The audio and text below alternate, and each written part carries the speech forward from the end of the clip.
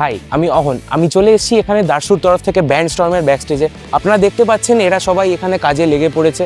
31 তারিখে এই মঞ্চেই 6টা বাংলা ব্যান্ড একসাথে পারফর্ম করতে চলেছে এবং আমরা এবার কথা বলবো টিম ক্যাকটাসের সাথে। আমরা এবার চলে এসেছি টিম ক্যাকটাসের সাথে কথা বলতে।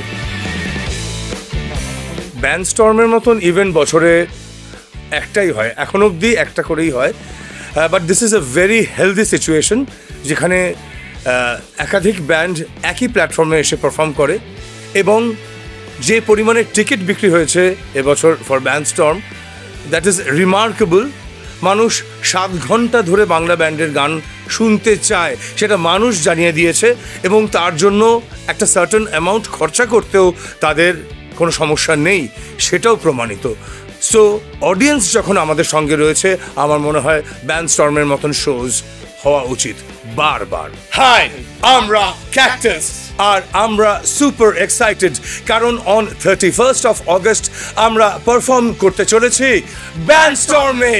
আর আমাদের তরফ থেকে ছোট্ট একটা assurance, we will rock you.